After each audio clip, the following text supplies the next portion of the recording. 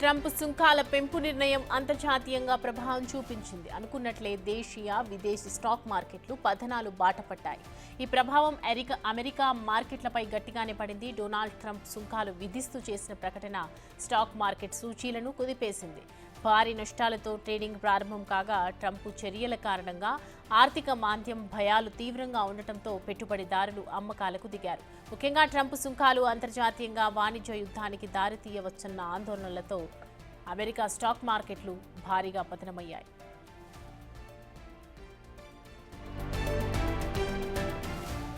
ఈ అంశానికి సంబంధించి పూర్తి డీటెయిల్స్ మా ప్రతినిధి శివ అందిస్తారు. శివ,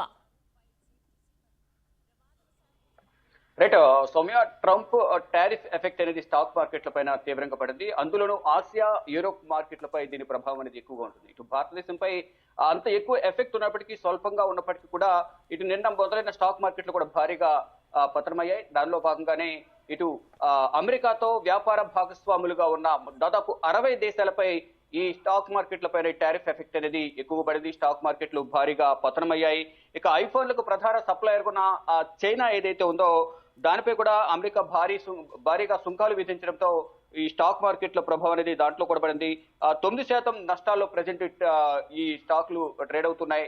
దీని విలువ షేర్ వాల్యూ పడిపోవడంతో దాదాపు $250 బిలియన్ పడిపోయింది కంపెనీ విలువ. 2020 తర్వాత ఈ యాపిల్ స్టాక్ ఈ స్థాయిలో పడిపోవడం ఇదే తొలిసారంటూ కూడా సంస్థ ప్రతినిధులు చెప్తున్నారు. దాంతో పాటు ఇతర దేశాలపై, మరి ముఖ్యంగా మన దేశంపై కూడా దీని ప్రభావం అనేది ఎక్కువగా ఉంది. ఇక ఏదైతే Amazon 6%, ఎన్విడా 5%, Tesla 4.5%, Google 3%, meta 6%, Microsoft 2% అనేది షేర్లు నష్టపోయాయి. నిన్న ఏదైతే ట్రంప్ మొన్న తీసుకున్న నిర్ణయం వల్ల, ఈ టారిఫ్ విధించడం వల్ల, ఈ భారీ సుంకాల వల్ల స్టాక్ మార్కెట్లు అనేవి ఎక్కువగా ప్రభావితమయ్యాయి. దానిలో భాగంగానే ఇన్వెస్టర్లు కూడా నష్టపోయారు.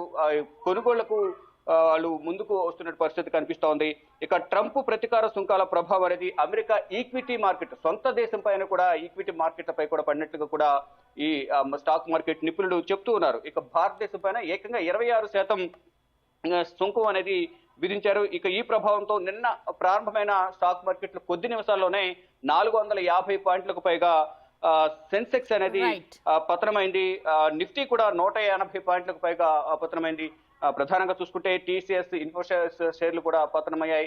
మొత్తంగా చూసుకుంటే ఈ ట్రంప్ టారిఫ్ భారీగా సుంకాలు విధించడం ద్వారా భారతదేశంతో పాటు ఇటు అమెరికా ఈక్విటీ మార్కెట్లు కానీ ఇతర దేశాల్లో కూడా భారీగా స్టాక్ మార్కెట్లు పతనమవుతున్నాయి. దానిలో భాగంగానే మార్కెట్లు పతనంతో ఎవరైతే ఇన్వెస్టర్లు ఉన్నారో వారందరూ కూడా పెట్టుబడిదారులు భారీగా నష్టపోతున్నారు. ఇప్పుడు పెట్టుబడి పెట్టాలంటే మరింత భయపడుతున్న పరిస్థితి కనిపిస్తా ఉంది.